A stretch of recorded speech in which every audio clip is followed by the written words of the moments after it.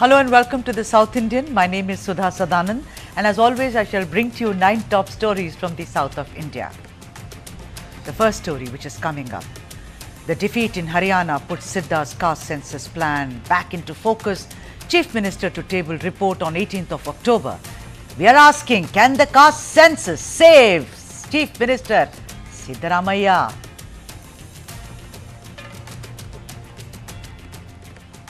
So that's our main story. Can caste census save Siddaramaiah? And please, we are asking a question, and the answer to that will be at the end of this debate. The impact of assembly elections in Haryana, which has shocked the Congress party with the BJP snatching victory from their jaws, has had a domino effect in Karnataka. The party now has made up its mind to minimize any blunders going forward. Rahul Gandhi promised a caste census in Karnataka with the singular intent of wooing the OBCs.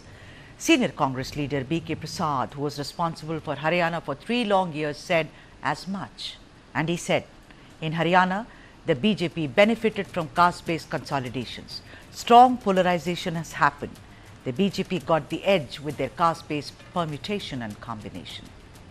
Chief Minister of Karnataka, Siddaramaiah, has now firmed up plans to carry out the caste census, which is also known as the socio-economic educational census, and present the report on 18th of October. Many actually see this as pressure building up on Siddaramaiah amidst allegations that the census report is being used by him to distract from issues which have put him in the hot seat, put him in a bind, like the Muda scam, the Valmiki scam, and of course the investigations which have been initiated against him and his family members. Meanwhile, the community that Siddaramaiah is known to have consolidated and led, the Ahindas, which is a forum of minorities, backward classes and Dalits, have urged Siddaramaiah to carry on with the caste census. Even the opposition BJP has agreed for a caste census, albeit with the precondition that the classification of scheduled caste quota must, however, be implemented.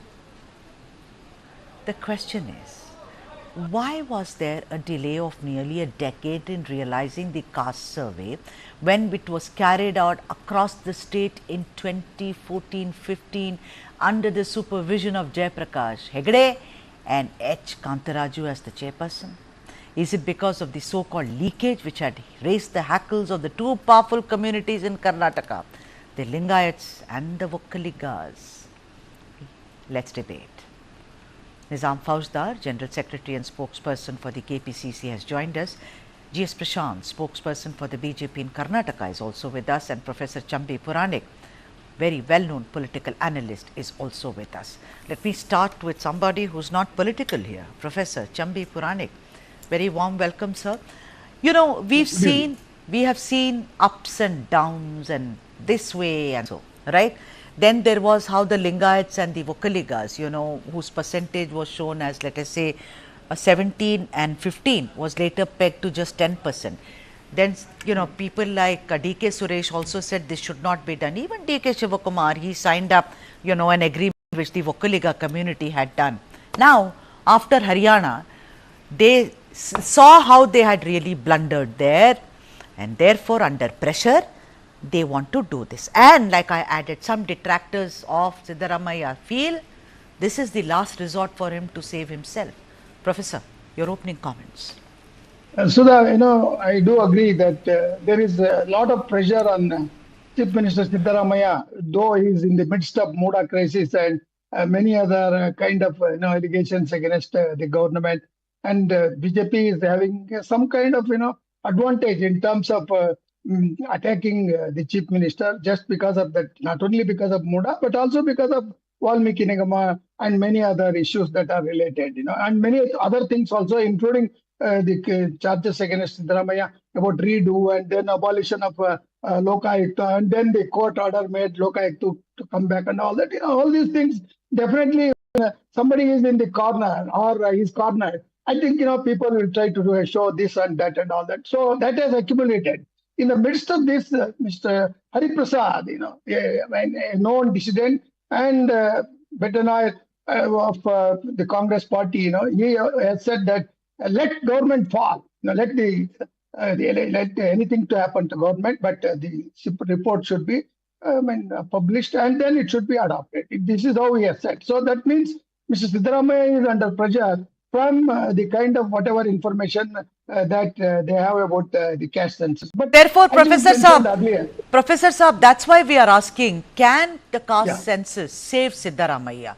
Somewhere, No, I don't think. do you think that he's using it perhaps? Because look at the terrible turns and twists which has gone through it. You have it, then you say, I will not do it till the Lok Sabha elections. You see, why should anyone suspect Siddaramaiah, Professor Sir? One doesn't have a personal kind of vendetta against him. But as a chief, not personal. why would he do this again and again and again and again? Yeah, you see, right from beginning, Mr. Siddaramaiah has been postponing it. Probably he intends to do it on 18th, which he has mentioned clearly.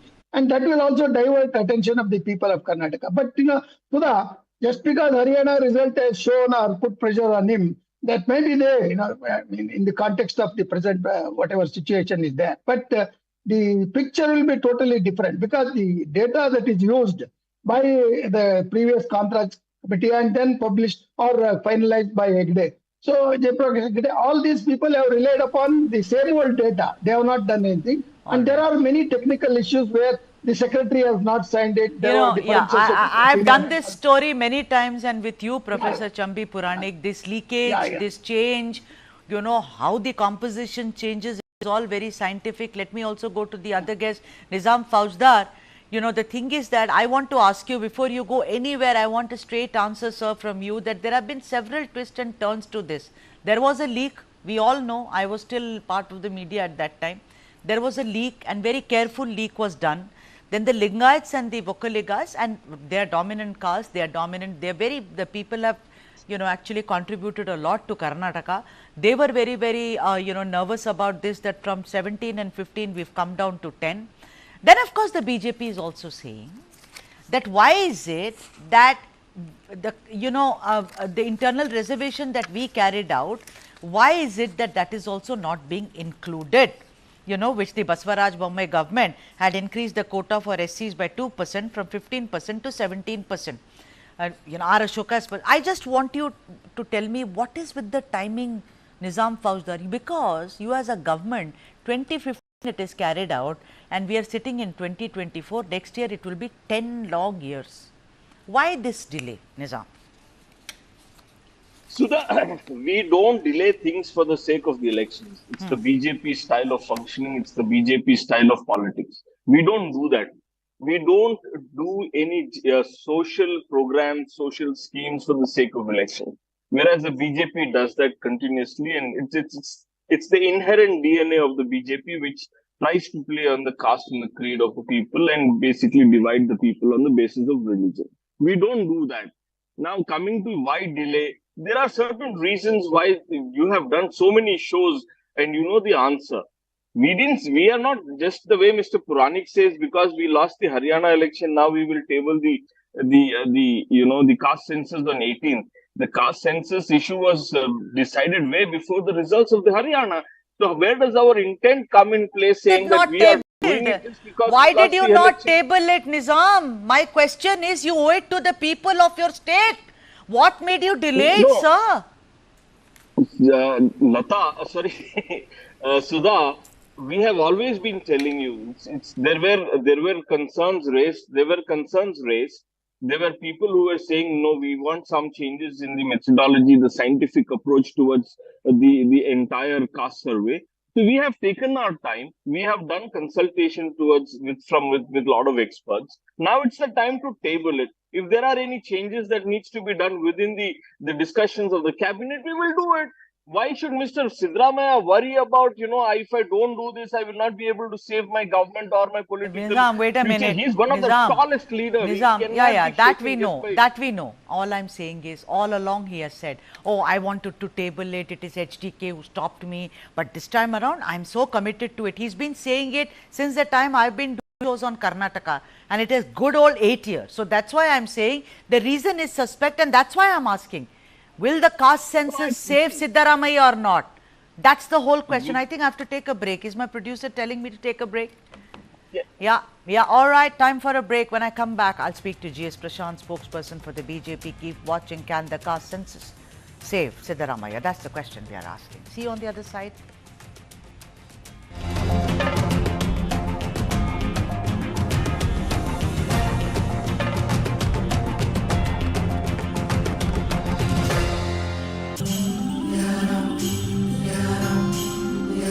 Let yourself flow with the turn of each tide.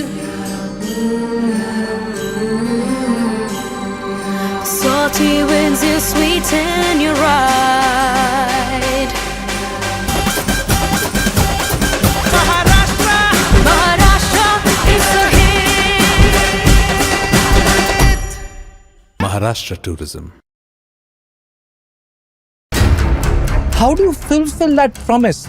Because ultimately expectations have to be met. If you look at the political landscape, is it really changing for women? And what is the inability of the forces that dead bodies surface but not the living people?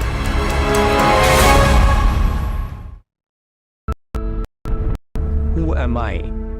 Nobody can crack that mystery. There is a certain expectation of me. That's the only contradiction. Life itself is stranger than fiction.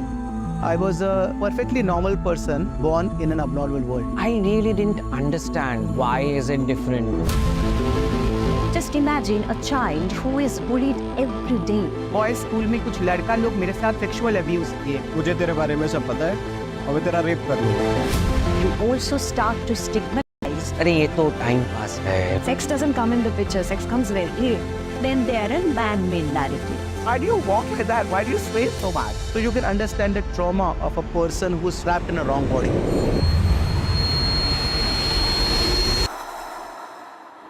But nothing can bind life. We have to reclaim the lost position. We fought for more than 10 years. Today I'm the mother of the industry. I'm a first transgender member judge.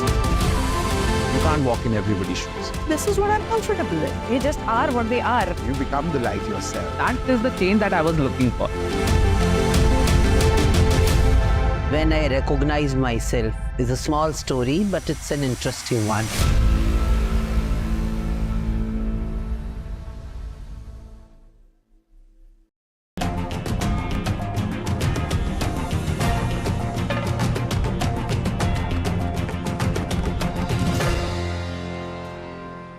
All right, welcome back. You're watching the South Indian, and that's our main story. Can the caste census save Siddaramaiah, considering that he's been hemmed in by several issues, the Muda scam, of course, the Valmiki scam, and the investigations have also started. So that's a question we are asking. Now I'm turning to GS Prashant, spokesperson for the BJP in Karnataka. Prashant, namaste. Thank you so much for joining us on this broadcast. Prashant, your party, I've read R. Ashoka and several other leaders. You are in favor of the caste census, aren't you? Thank you, and to you too. Now, coming to BJP's stand, we are never opposed to it. But the only glitch is, he's talking about 18th. On moral grounds, he should have resigned long time back, and probably he should resign. So that's our first demand. It doesn't matter whether any other CM from Congress tables it, but in office. Political bickering that Siddaramaiah is indulging in to say that he will table the caste census.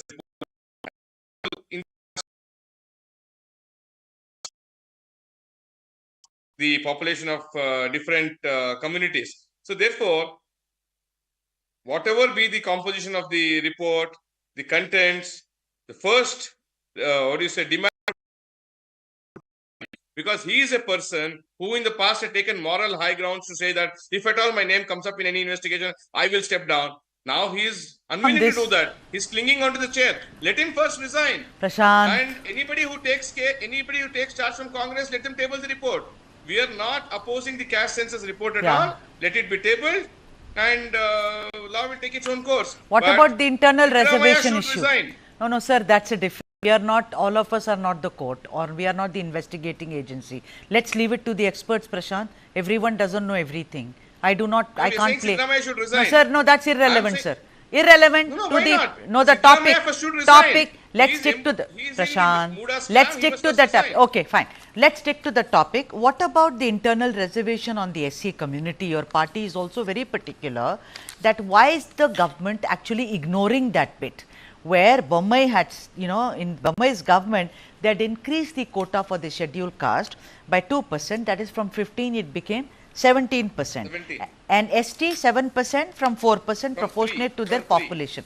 Yeah. From 3% So, to 7% what is your for ST and from 15 to 17 for SCs, it was done.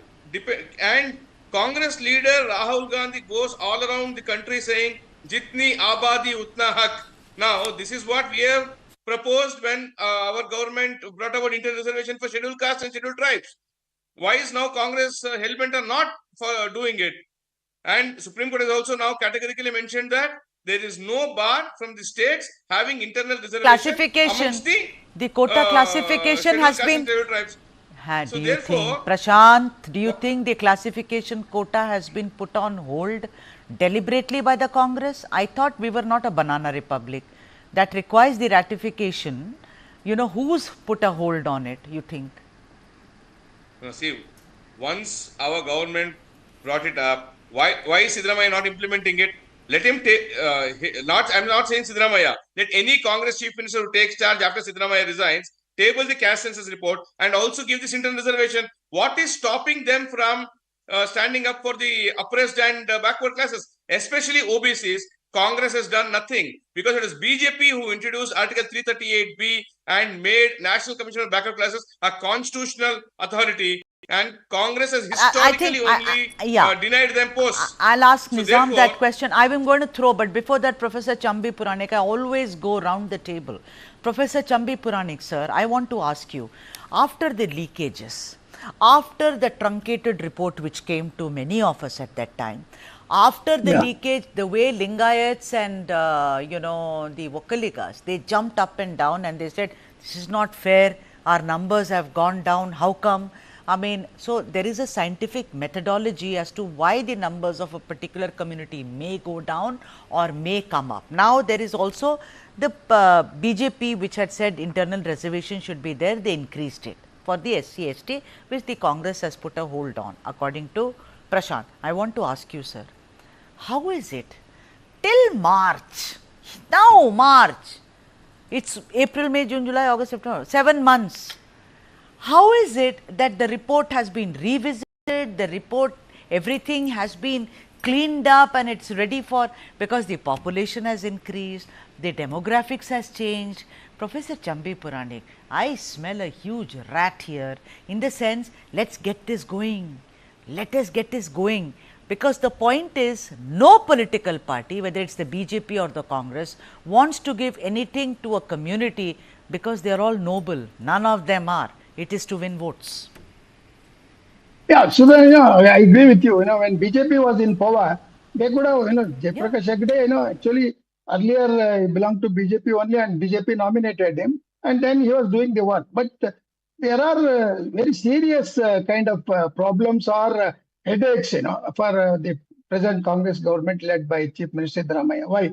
Within the Congress itself, D.K. Shivkumar and his brother D.K. Suresh and many of the Vokkaliga leaders, they are against this report, because they know that whatever strength of number is reduced in terms of the data. So the fact, what they are saying is, to my house, that is D.K. Shivkumar and many of the Vokkaliga top leaders, they said, nobody has come to verify the data or whatever survey they were doing. So that means to say, there has been some kind of suspicion or gaps or lapses which are there. Same thing with the Congress leader, Sri Shamno Shivshankarappa. He is also a very prominent leader. Only 2 days back he mentioned that at any cost we will not accept this report. So within the Congress itself, leave alone BJP, perhaps they did not take it seriously and they were not in a position to implement what they raised for SCSTs also, which they did not. So in the context of hesitation or some kind of political maneuvering or delay tactics, now the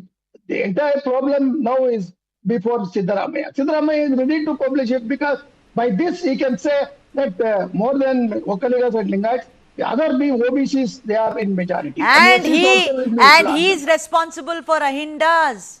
It will make him out to be a hero. Yeah, it can be, but it is a diluted report. According to them, it is unscientific. So if these prominent leaders of Congress party itself, representing both dominant communities or the major communities, I think it's going to be a big kind of a Pandora's box also. I see on 18, I see a lot of galata, to use that very good Kannada term. There is going to be a huge hullabaloo or galata on 18th of October. Let me take a break now. After the break, I go straight to Nizam Fauzdar to speak on the issue, can the caste census, we are asking the larger question, save Siddaramaiah or perhaps not? See you on the other side.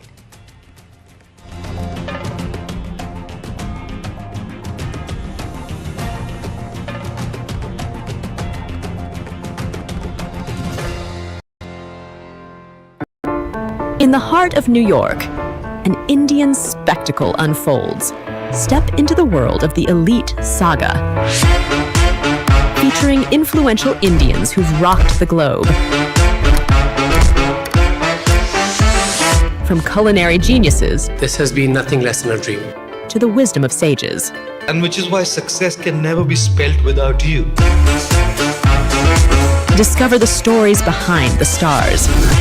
Experience the magic behind the scenes at the first Indian event at the Statue of Liberty.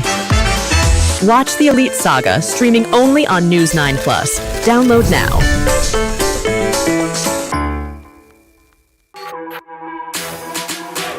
जानना है तो देखिए,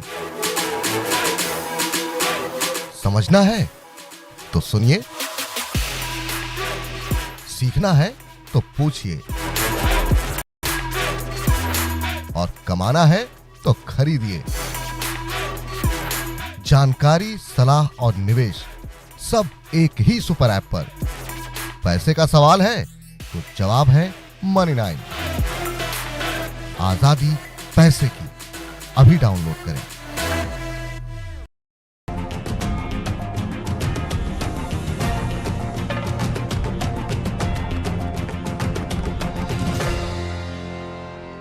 All right, that's the question we are asking. Can caste census save Siddaramaiah? Let me now go to Nizam Fauzdar. Nizam, would you like to take on the answers? Do you remember what Prashant asked? Let's not speak about Siddaramaiah's resignation. I think that's really out of syllabus as of now. But would you like to take on whatever he's been saying, asking you questions? The BJP spokesperson was saying that what moral rights do we have? 5 years चोरी की सरकार चलाने के बाद चोरों की मंडली पूछती है कि आपने क्या किया, तो पूछना चाहिए कि what have you done in the last 5 years when 4 years of your the stolen government, and you could have stabled the same the caste census, and you could have made some alterations, you could have brought in some other the methodology, you could have done so many things, but the BJP leaders do not have an iota of courage to speak on that. Today, there's a narrative saying that there was a silent voter in Haryana, and the silent voter could be the OBC and the SC. So why is that these people are so scared of the downtrodden? Why are these people so scared of the upliftment of the downtrodden? Do you agree? These people so scared? Yeah. But do you agree, because your party talks about the downtrodden, you talk about those who are marginalized, Nizam, do you agree with the 6% of, the internal reservation that the BJP did try to do, where they increased 6% of SC community and, they increased the reservation that was given to them, and they feel that the Congress government stymied it. But, बुनियादी उससे सवाल ये है, do you agree with the increase they gave to these marginalized communities? Or you're saying, no, we don't agree with what Bommai did? Let's not play politics, that... See, I think, you know what, Sudha, the BJP and the Bommai's government did a very simple mistake. They could have done that with a categorical, arrangements by some scientific methodology, and then they could have increased or decreased the reservation. However, they don't understand this. When they feel they're going to lose the election, they see I'm losing 4%, 5% of the votes in one section of the people, then they try to appease those people. You are doing Haryana ki haar ke baad, that's what you are doing. No, we have Nizam, not. No, Nizam. Let's be fair. Absolutely no. Your This is not leader, after Haryana. Mr. Rahul Gandhi, has gone to town saying, Sudha "Arey, come on, Rahul Gandhi." We are in the business of news. Sudha ji हम करेंगे. राहुल गांधी जी ने कहा हम caste census करवाएंगे. Caste census के हिसाब से जितनी आबादी उतनी हिस्सेदारी, हम ये न्याय दिलाकर रहेंगे. ये ना बीजेपी रोक पाएगी, ना बीजेपी के कोई नेता रोक पाएंगे, क्योंकि जब समाज का, हम भी देखेंगे, समाज का अगर न्याय देना है तो आपको जमीन पे हम देखेंगे सर. 18 को देखेंगे, उनके साथ ठहरना पड़ेगा. Mister Prashant, would you like to react to what Nizam Faujdar said? Haryana में आपका जो जिलेबी का मुद्दा था, लोगों ने बता दिया ना कांग्रेस को कैसा है, क्या करना है करके.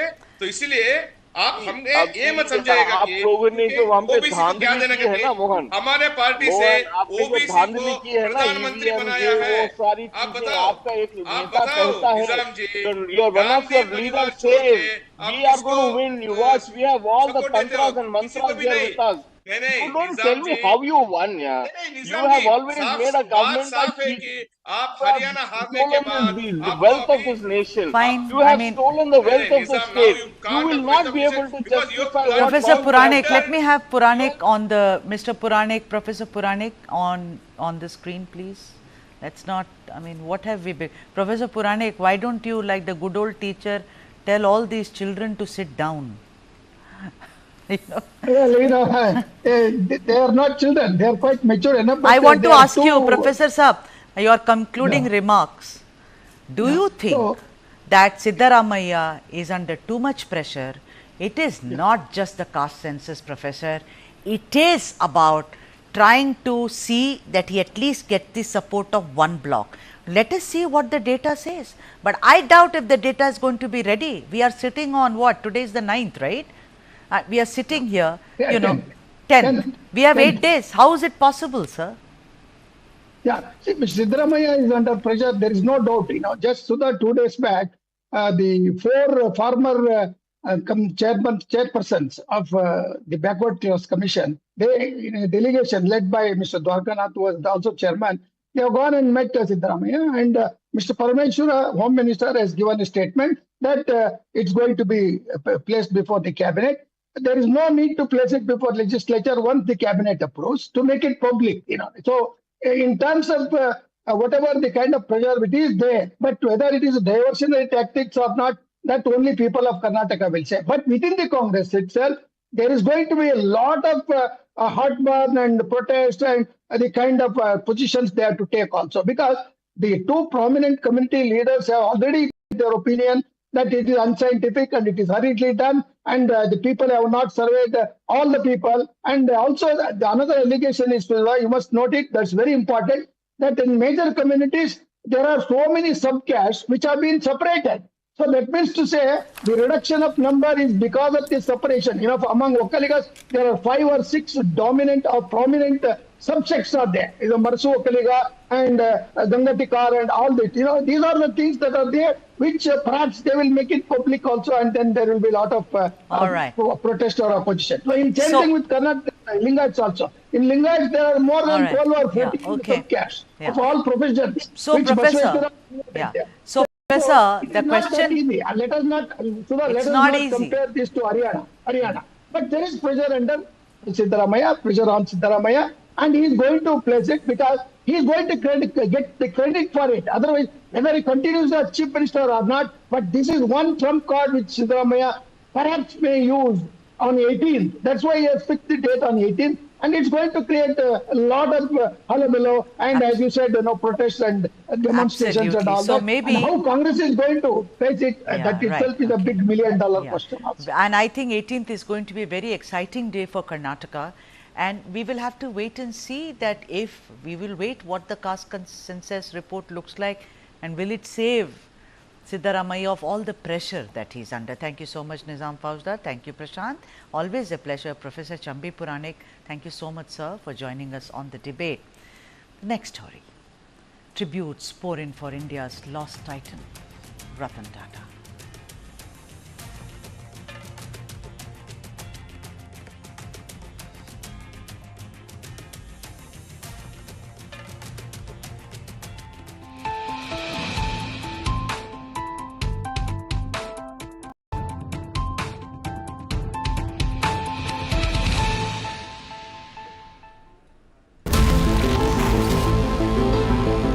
Joe Biden is not going to be the Democratic presidential nominee. I made my choice. Kamala Harris. She's experienced. She's tough. She's capable. I took on perpetrators of all kinds. Predators. So hear me when I say, I know Donald Trump's type. I am the one saving democracy. He has tapped into the fear and anxiety about demographic change in the US. This polarization in the United States. Some people are even suggesting that there could be a civil war. You are this unable to solve your own domestic problems. You have no right to claim to be anybody else in the world, and we're moving into a multipolar world where the United States will not lead.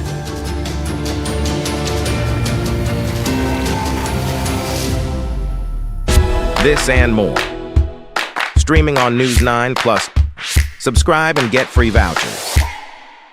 This is News9 Live, India's only digital exclusive live stream. For the early adopters,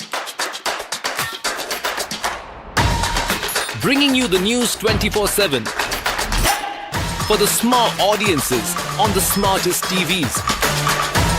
News9 Live. Stream now on your smart TVs.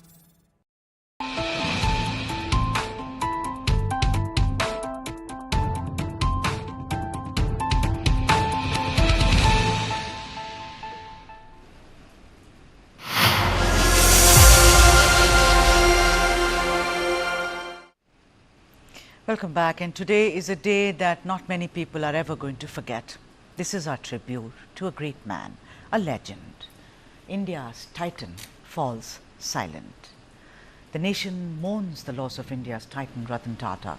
Wrapped in the Indian tricolour, his mortal remains reach Worli crematorium. Union Home Minister Amit Shah and other dignitaries continue to pay their last respects at the NCPA in South Mumbai. Those are the visuals of Home Minister Amit Shah, who's come to pay respects to Ratan Tata. The government of Maharashtra and Gujarat have declared state mourning. There you see Kumaramangalam Birla on the screen. Ratan Tata, credited with transforming the Tata Group into a globally renowned conglomerate, passed away at the age of 86. He had been in the intensive care unit of a hospital in Mumbai, where his condition was described as critical. Prime Minister Modi and President Draupadi Murmu led the nation in paying tribute to the late chairperson emeritus of the Tata Group. Ratan Tata shaped lives and revolutionized industries across India. People knew Ratan Tata's heart as much as they knew his name. In every action, Tata demonstrated kindness and generosity that touched countless lives. Joining me today to honor his legacy is Mr. Jant Krishna. Mr. Krishna made significant contribution to India's skill development and technology sectors over an extremely distinguished career which spans 38 long years. He served as the CEO of the National Skill Development Corporation, leading key initiatives under the Prime Minister's Skill India mission. Mr. Jant Krishna, thank you so much for joining us today. A pleasure. Mr. Krishna, we all know since morning we've been hearing about the great legacy of Ratan Tata, the way he, his contribution, immense contribution. It's very difficult really, because here is a giant who stands in front of us, whether it is India's first indigenously produced cars. But considering, Jant Krishna, that you have worked very closely with him, as regional director of TCS, I want you today to take us through certain anecdotes, the meetings that you may have with Ratan Tata. What happened? How were you moved so that this nation also gets inspired? Mr. Jant Krishna. Yeah.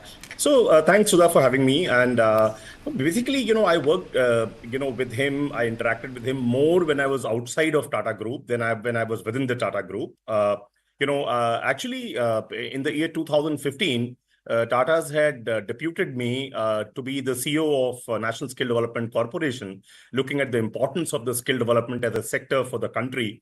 And I was So I think at that time, when I met him, he was first of all very happy to know, and he had some lots of pearls of wisdom to share with me. And later, a couple of years down the line, when I again met Jant him, Krishna, Mr. Jant Krishna, I'm sorry to interrupt, but there you can see the 21 gun salute, which has been given to Ratan Tata. As I said, the Maharashtra government, Eknath Shinde, Chief Minister, said that he shall be honored with a state funeral. There, those shots, and that's why I stopped speaking with Sri Jant Krishna, because this is a very poignant moment, a moment when we bid our final goodbyes to a legend called Ratan Tata.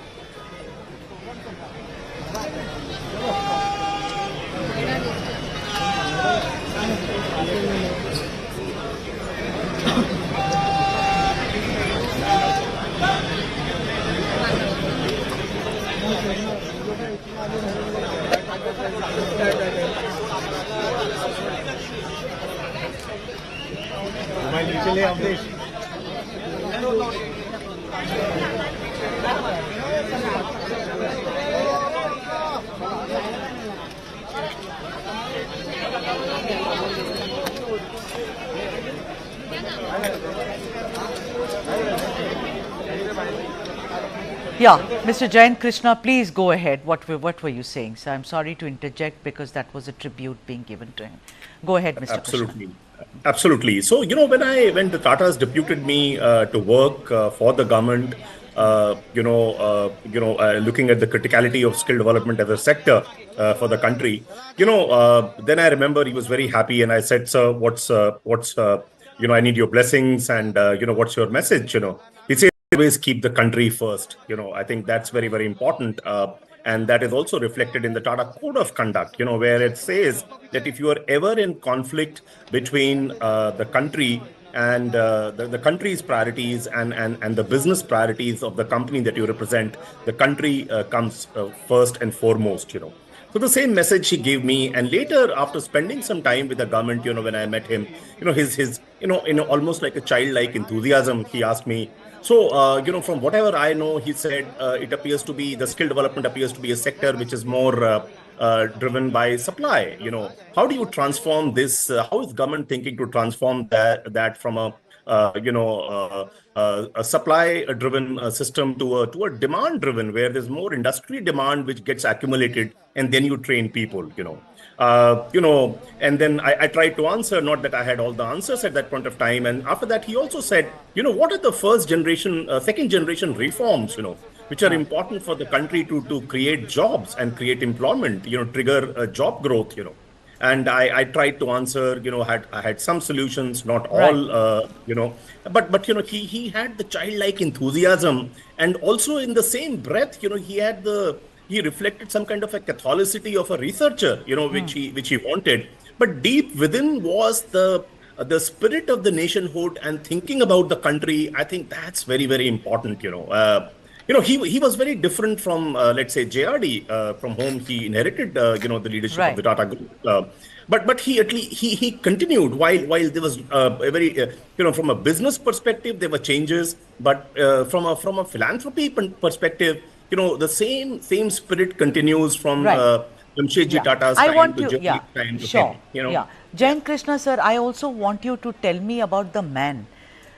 Apparently, he will make his point, but he was extremely polite, soft-spoken. He would wait and listen to what you had to say. And then, this is what I have been reading. You're a man who met this legend in person. What about the person that he was? Apparently, he would always give way to the visitor first. Someone wrote today that I drove to see him in a Mercedes. He drove away in an Indica. Look at that guy. Look at this person. Sir, tell us about the man that he was. Jant Krishna, sir. I'll just tell you about an incident. This was in one of the hotels in Bombay. And I don't remember the year, but they were early years after he took over as the group chairman in the year 1991. This must have been 94, 95, 96 kind of a time frame. And, they were all in, I don't even remember whether it was an industry awards function or whatever it is. A lot of corporate bigwigs, they were there. Right. Almost all business leaders were there, and the audience. I was sitting in the audience, and I would say, XYZ would come, people would notice, and keep sitting, and keep waiting for others to come. But the moment and everybody was coming, a couple of them came with security guards, other people came surrounded by their managers and so on and so forth. Here, Mr. Ratan Tata walks in all alone, and believe me, in that capacity of that hall was about 700, 800 odd people, and everybody stood. Everybody stood in respect. To respect the man. So that is what he was. A man of very few words. But the kind of humility he reflected in his life was second to none. I remember once the first time I went to Tata Sons, the Bombay House, which is the headquarters, and I expected that, like most corporate headquarters, it will have a lot of opulence, a lot of sophistication. But to my surprise, I found none of that. And I found, in fact, street dogs loitering around in the reception area and in the corridors. Wonderful. Yeah. And I didn't know at that time that he had that kind of a love for animals and dogs and so on and so forth. In a short while, I see Mr. Tata walking in and cajoling some of those street dogs, and those dogs were actually fed, at Tata Sons by Tata Sons. So I think coming to the minimalism, he could have afforded to live in one of the poshest houses in Bombay or wherever, whichever part of the world he wanted to. But he lived in a very simple house. So one value which I picked up from Mr. Tata was that austerity is not something that we need to be ashamed of. It is a very cherished value which we should keep very close to our heart. And like a tall tree, the taller it goes, the more it bends and out of humility. So I think. My only worry is with him having gone, and there are very few leaders today left in the country, which which have such a huge, such a legacy of philanthropy, with generosity, with humility and righteousness, ethics. The Tata Code of Conduct tells you about corporate ethics, about business ethics as a human being. And believe me, Sudha, it's not just something written in a letter. It becomes you imbibe this as a spirit, and it becomes a part of your DNA. And perhaps that's the reason why I took. I left Tata Group at initially being deputed by them to work for the government, and then left, and having joined the government, then worked for other think tanks and worked for various non-profits on sectors which were very, very key for the country. So I think that basic ethos, I'm sure, would have flowed from what I learned in the Tata Group and observed, those traits in Mr. Ratan Tata. So I think he, it's a very, very rare human being he was, Sudha, Yeah, absolutely. And I'm also told that you spoke about Bombay House and stray dogs there, and he was such a dog lover. His dogs, apparently one would fetch his newspaper in the morning. You ring the bell and the dog would come. He had no major servants, just a retainer. I want to ask you one last question before I let you go, Mr. Jant Krishna. Apparently, in Bombay House, whenever he was there, no one was expected to stand in a corner or salute him. He would be there like any other employee. Is that right, Mr. Jant Krishna? Absolutely. There was I can't explain his humility to you. He'll go to an airline and stand in the queue. Very often he'll drive his own car. I think, in Bombay House, there was nothing. He'll walk alone. He'll use the elevator alone. So I think everything, about that man was humility, and which is actually true for the Tata Group as well. It was true for JRD as well. And, now Chandra reflects the same values. So I think there's a lot the business world needs to learn from him, emulate from him. He was easily, a legend, the types of which you do not find in today's business world, Mr. Jant Krishna, thank you so much for joining us today. Today being a special day, and I think we are celebrating Ratan Tata. There is mourning, but then we are celebrating son of the soil, one of the most precious sons that India has produced. And Mr. Jant Krishna, you brought out that aspect of this great son of India. Thank you very much for joining us on this broadcast. Thank you, sir. Thank you for having me. All right, and as promised, I leave you with some of the other top headlines and stories from the south of India. Thank you for watching. Goodbye.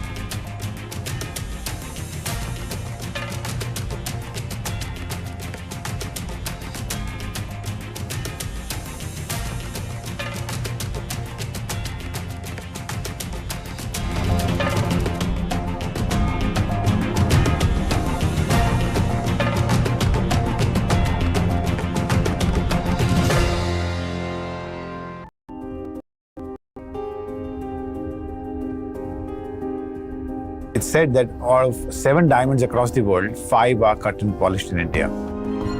Don't forget, US is the largest consumer of, polished diamonds and the diamond jewelry. And that has taken a big beating for multiple reasons, but largely because of the consumer spending going down on these items. And that's essentially what has hit the diamond industry. We are at a brim where you see not just one, but multiple very strong global brands coming out of India. And we will make a global mark, and I'm convinced about that.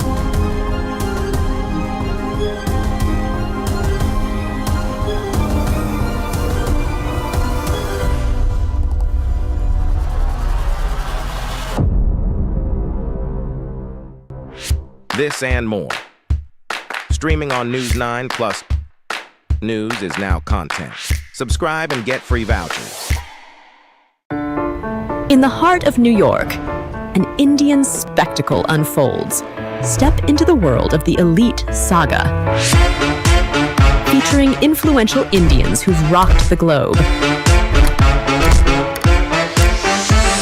From culinary geniuses, This has been nothing less than a dream. to the wisdom of sages. And which is why success can never be spelt without you. Discover the stories behind the stars. Experience the magic behind the scenes. At the first Indian event at the Statue of Liberty. Watch the Elite Saga streaming only on News9 Plus. Download now.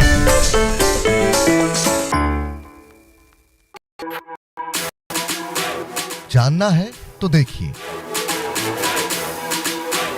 समझना है तो सुनिए,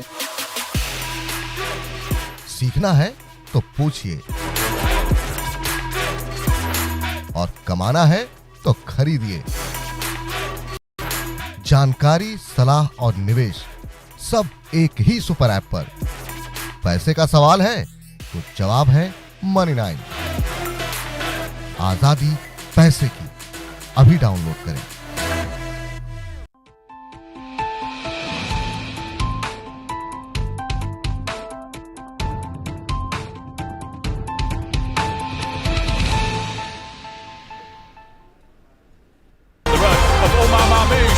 Made space for shot, it's Marmouche!